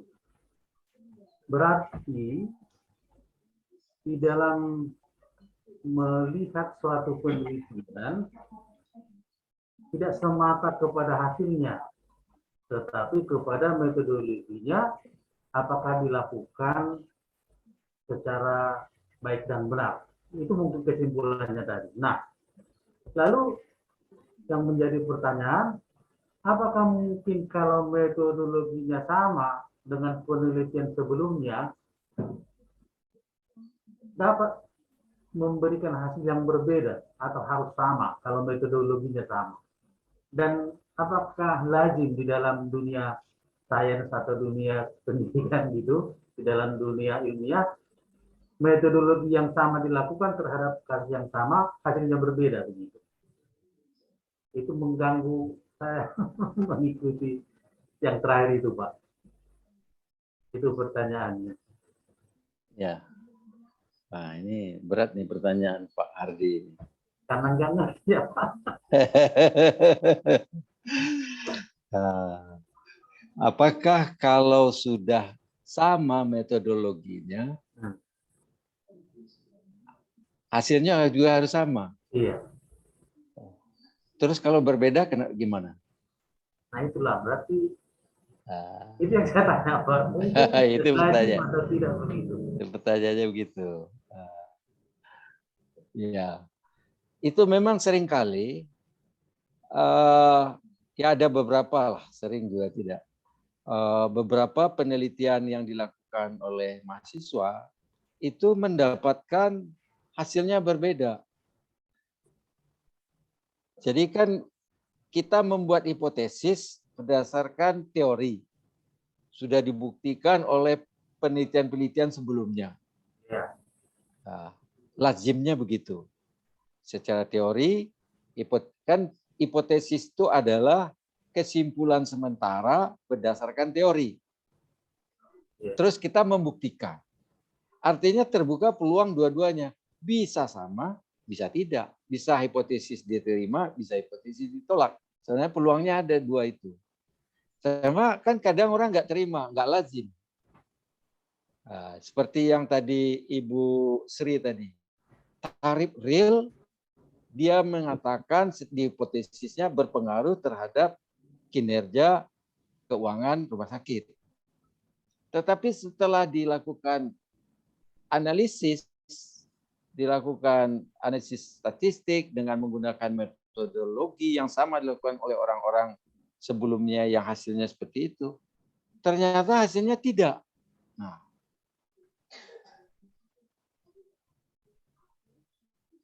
jadi hipotesis ditolak.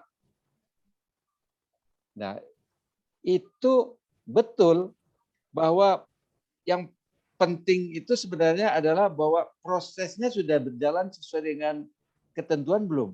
Proses penelitian ilmiahnya dijalankan atau tidak? Nanti dicek dulu tuh oleh si pembimbingnya biasanya. Apakah pengambilan sampelnya udah benar belum? Apakah betul sampelnya itu bisa merepresentasikan populasinya?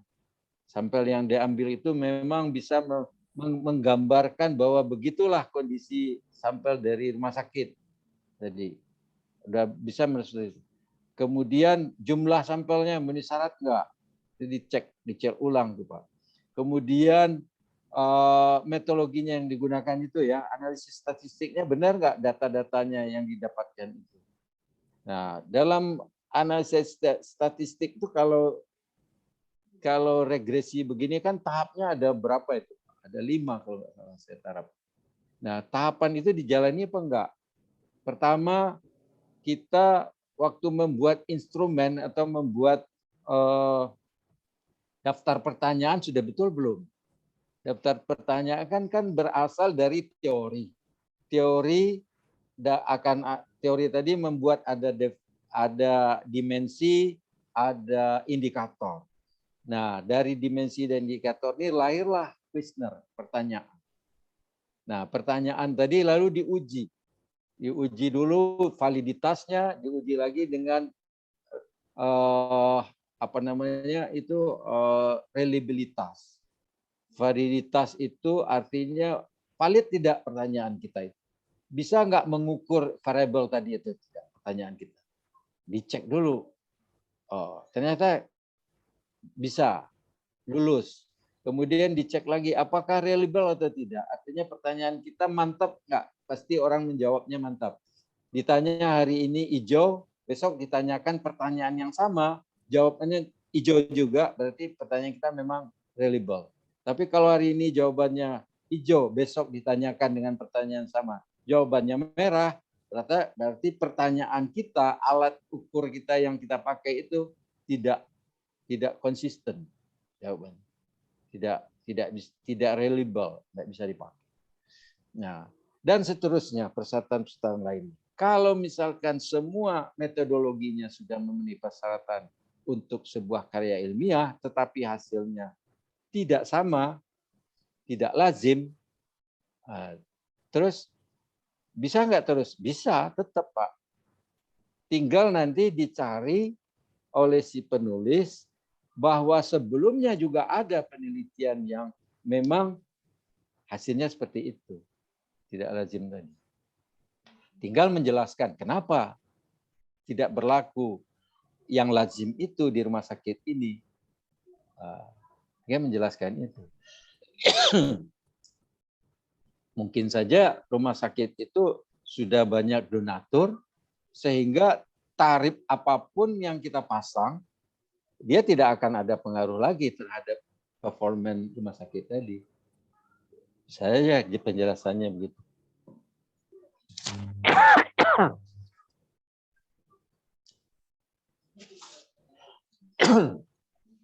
Gitu Pak Ardi. Bisa masih bertanya Pak Aswin? Ya. Kemarin waktu bab 1 ya, waktu pendahuluan. Sebentar, saya izin sebentar ya. Ya.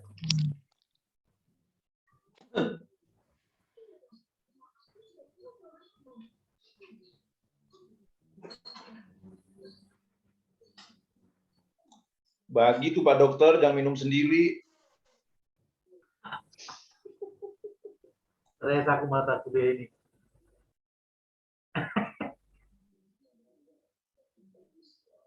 Banyak nggak nyambungnya.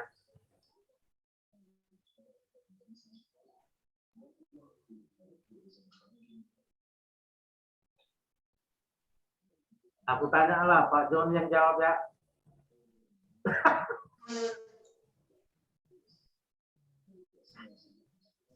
Atau Pak Azori.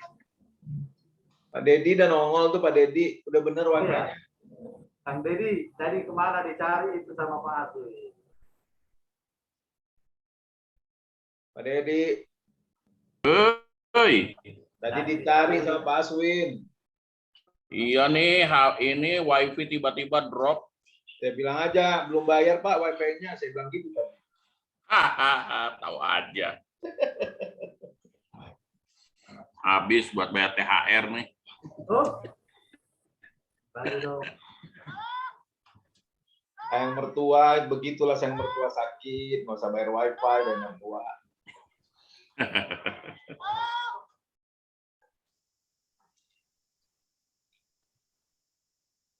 kita mulai lagi. Silakan Pak Ardi. Memang mungkin masuk ke bab 3 Pak yang baru Bapak terangkan itu Pak. Ya, silakan.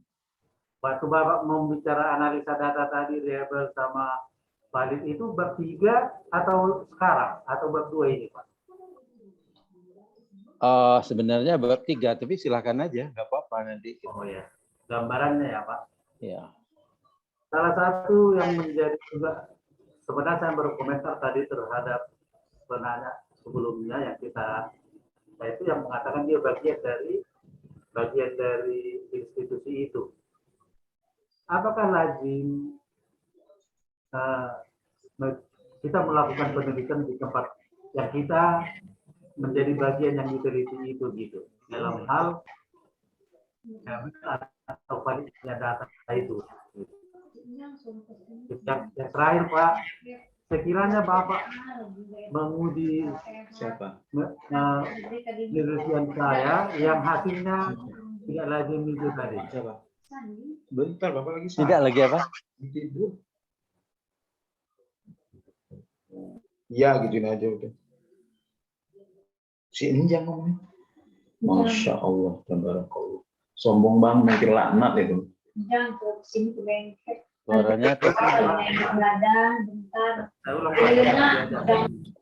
tunggu nih. Ada suara masuk. Halo, ada yang masuk kuliah. Oke. Ya. Kesan kemarin waktu kita membicarakan pendahuluan, kalau kita sudah membuat bab 1 itu sebenarnya sudah hampir menyelesaikan sebagian besar dari penelitian kita begitu ya. Tapi setelah masuk bab 2, kayaknya yang serius nanti di bab 3 untuk menguji pekerjaan itu, yaitu waktu dianalisa data itu, saya lihat tadi hanya sedikit yang Bapak gambarkan aja itu udah bisa bahaya itu mempertanggungjawabkan kuesioner dan menganalisa datanya gitu. Kalau Bapak misalnya mendapatkan penelitian yang memang tidak lazim seperti yang saya katakan tadi, di bagian mana yang paling penting Bapak uji gitu? Untuk melihat seseorang itu meneliti benar atau hanya salin-salin gitu.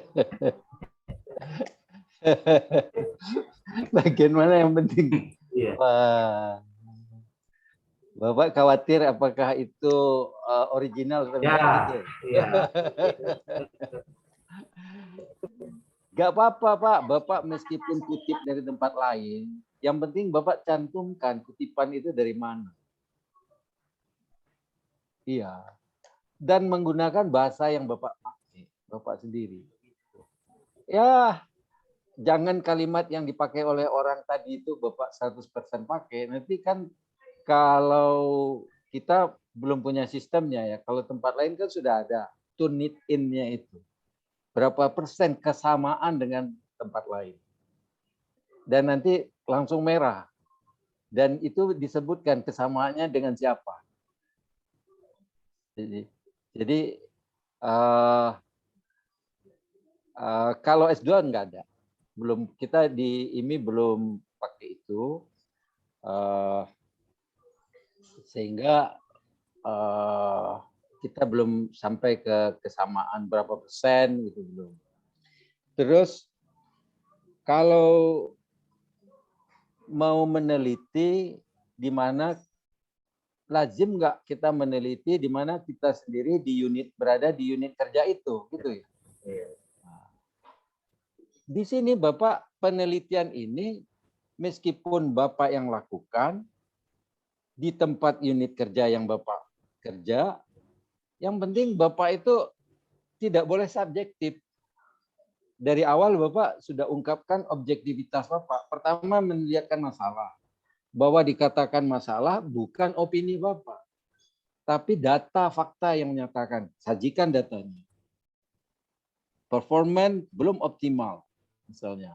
Sajikan. Kenapa tidak optimal? Nah, misalkan KPI-nya nilainya masih sekitar 70. Nah, itu kan suatu indikator. Kemudian target-target di akhir tahun banyak yang tidak tercapai. Nah, kemudian data-data historis memperlihatkan seperti apa. Jadi dengan data, fakta, Bapak sudah melepaskan subjektivitas tadi. Meskipun Bapak meneliti di unit kerja sendiri. Begitu juga hasilnya. Hasilnya kan kita menggunakan statistik. Kita tinggal masukkan data yang kita dapatkan dari responden, bagaimana responden merespon variabel-variabel yang kita teliti. Semua data itu tidak kita lakukan perubahan, masukkan, kemudian keluar hasil. Ya, kita subjektivitas juga hilang. Kalau kekhawatirannya terhadap sendiri. Jadi di dalam penelitian kuantitatif, memang si peneliti objektif, tidak subjektif. Tapi sebaliknya penelitian yang kualitatif justru banyak subjektifnya. Si peneliti ikut di dalam itu. Ya. Tapi mengungkapkan apa yang tidak bisa terlihat. Kalau di penelitian kuantitatif kan langsung mengungkapkan apa yang dilihat. Semua nyata.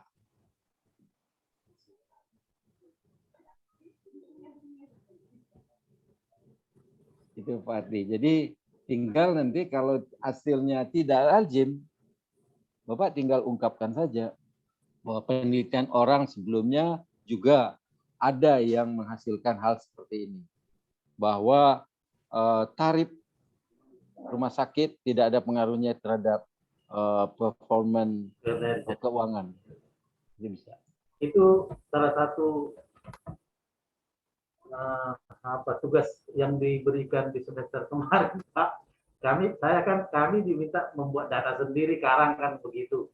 Lalu dimasukkanlah ke SPS. Saya mengambil kesimpulan tarif tidak berhubungan dengan kinerja puskesmas kan? Nggak mungkin kan?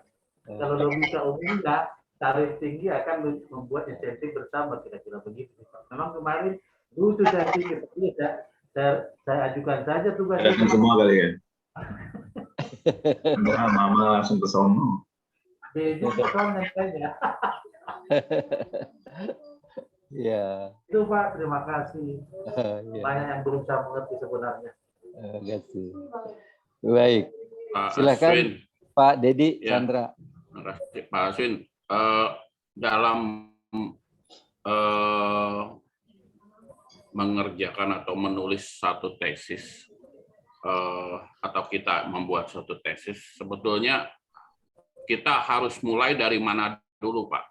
Kadang kalau secara ininya tentukan masalah dulu gitu. Tapi ada juga yang bilang bikin judul dulu, ada juga yang bilang analisa dulu. Nah, sebetulnya yang baiknya kita memulainya dari mana, Pak, supaya apa yang kita harapkan itu nyampai gitu, Pak, maksud dan tujuan dari tesis yang akan kita tulis ini gitu.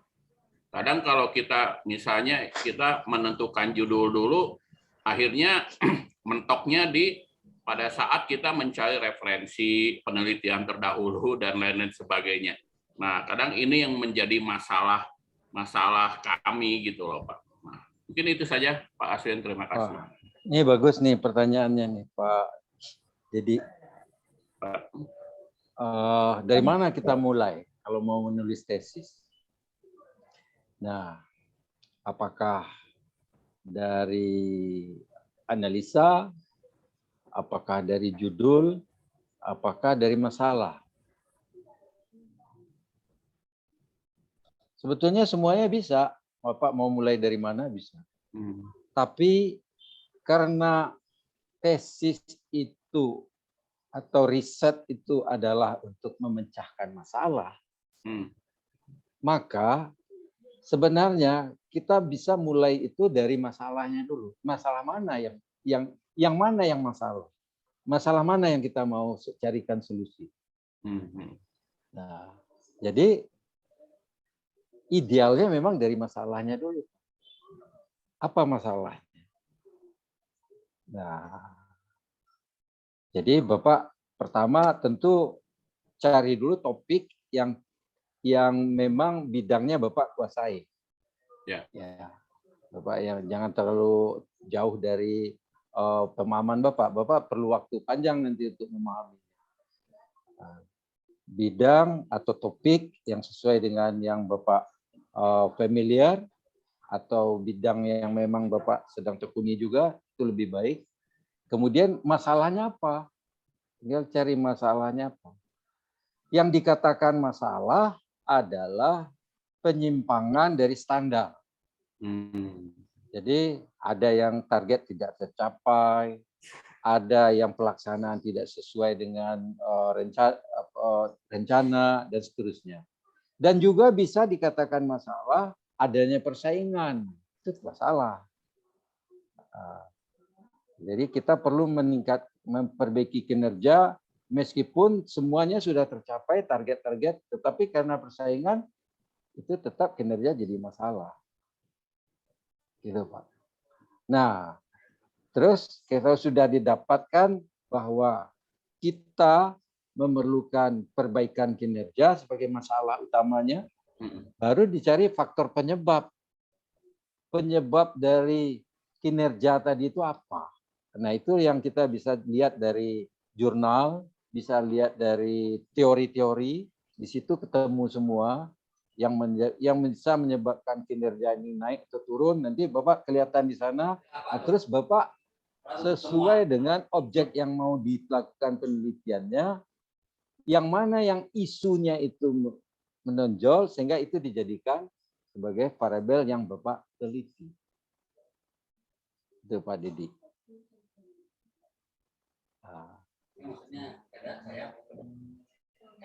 Terus gini Pak, satu lagi. Untuk menulis tesis itu kan ada batasan minimal halaman ya Pak. Ya. Nah, kadang kan kita bingung nih gitu loh. Yang mana, bagaimana kita menyesuaikan persyaratan minimal halaman ini dengan tulisan kita atau tesis kita gitu kan? Apakah kita memperbanyak teoritisnya ataukah tinjauan pustakanya ataukah pendahuluannya? Nah, kadang-kadang ini yang menjadi dilema Pak gitu. Akhirnya kita untuk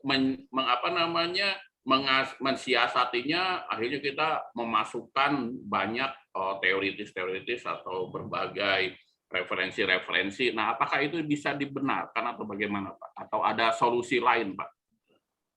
Ya, kalau tesis itu berapa ya minimal halamannya? Itu memang ada batasnya, apa 100 halaman apa? Ya. Minimal. Nah, kalau Bapak mau menambah, yang paling baik memang tambahkan saja tinjauan pustakanya. Tinjauan pustakanya tambahkan. Ya. Kemudian bisa juga analisis statistiknya semuanya dicantumkan di lampiran. Bisa juga. Oke. Ya. Bisa, Pak. Sebagai data pendukung ya, Pak ya. Sebagai data pendukung, cantumkan saja. Ya. Biasanya nggak terasa 100 halaman itu sebentar itu. Apalagi sekarang aksesnya itu kan lebih gampang. Bapak ambil, Bapak robas ininya, Bapak baca dulu, kemudian Bapak robas. Udah. Teori-teori atau temuan-temuan dari penelitian sebelumnya. Ya. 100 halaman, Pak. Waduh. 100 ya, Pak. Sorry ya. Iya, itu minimal, Pak ya. Kalau tesis. Minimal ya. Waduh. Oh, enggak terasa itu, Pak. Ya. Bapak aja kemarin sudah bikin udah 15 halaman saya lihat. Karena PPT, Pak. Tapi kalau sudah di 100 halaman kayak delik hukum ya, Pak Dedi. Ya, itu kan ya, menggunakan spasi dua spasi. Ya, kiri kanannya juga longgar. Nah, satu lagi, Pak. Kadang saya masih kurang paham terhadap abstrak gitu, Pak. Ya kan? Nah, kadang abstrak ini wajib ditulis dalam 2 bahasa gitu.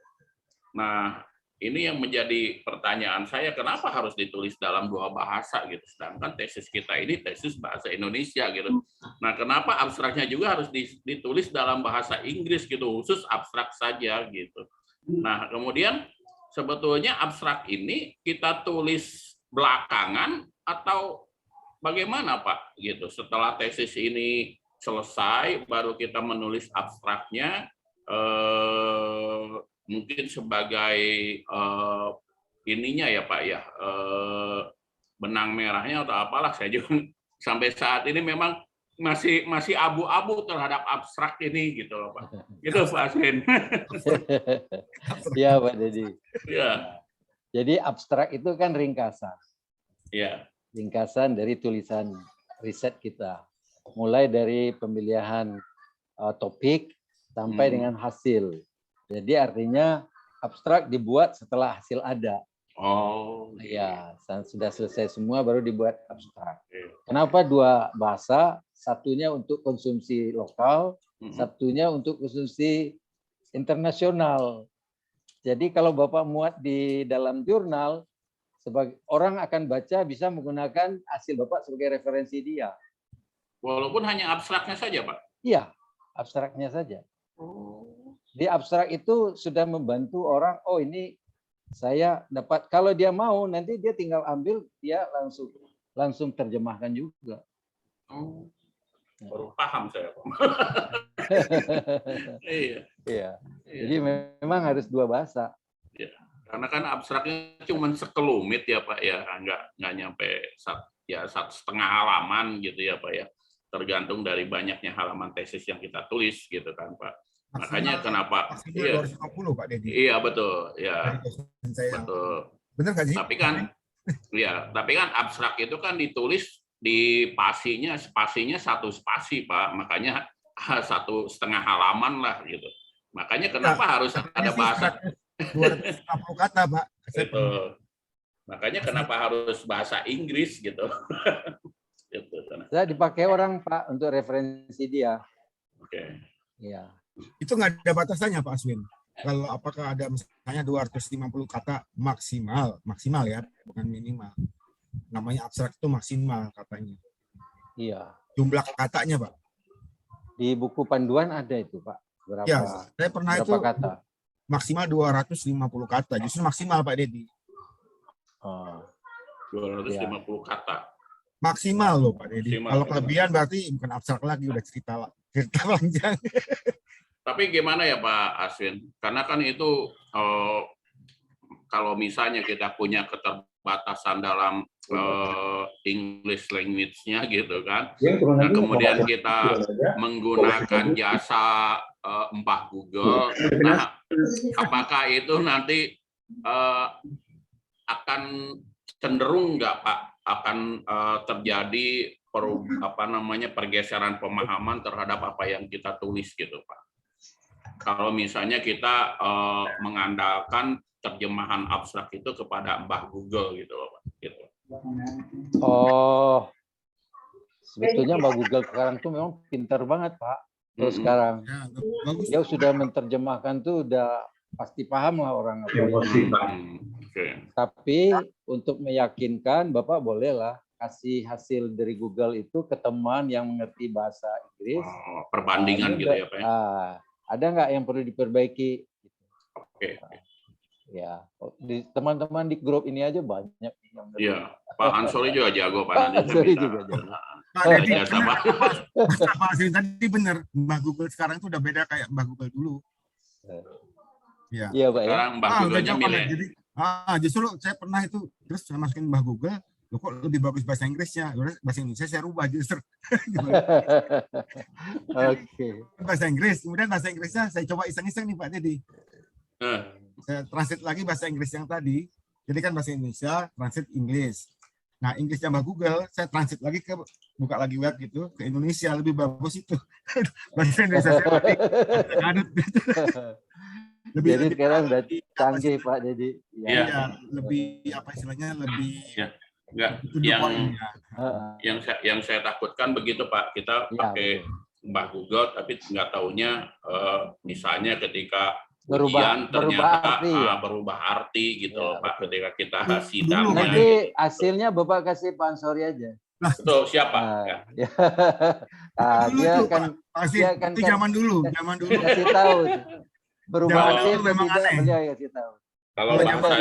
Kalau bahasa Jepang ke Pak Joni Pak. Pak Joni.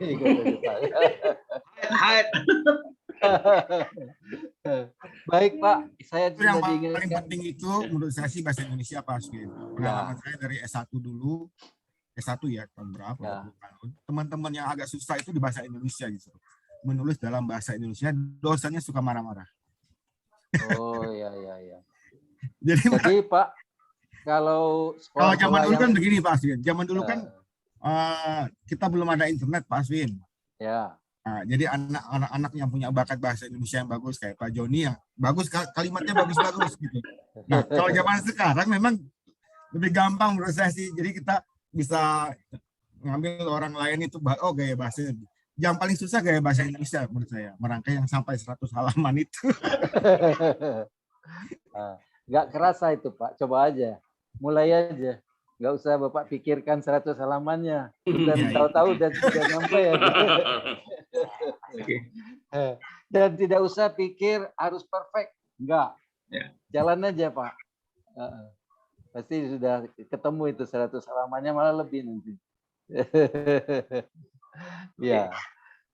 Jadi Bapak Ibu, saya sudah diingatkan oleh Pak Joni nih. Waktunya udah habis katanya.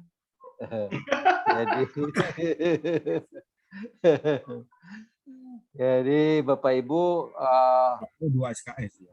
silahkan untuk Bapak Ibu lanjut untuk menulis bab 2-nya sambil memperbaiki bab 1 yang pernah ditulis dulu. Kemudian minggu depan kita masuk ke bab 3. Baik, kita sampai di sini. Terima kasih. Kita ucapkan alhamdulillah. Assalamualaikum warahmatullahi wabarakatuh. Waalaikumsalam warahmatullahi wabarakatuh. Makasih Pak Aswin. Sama Pak.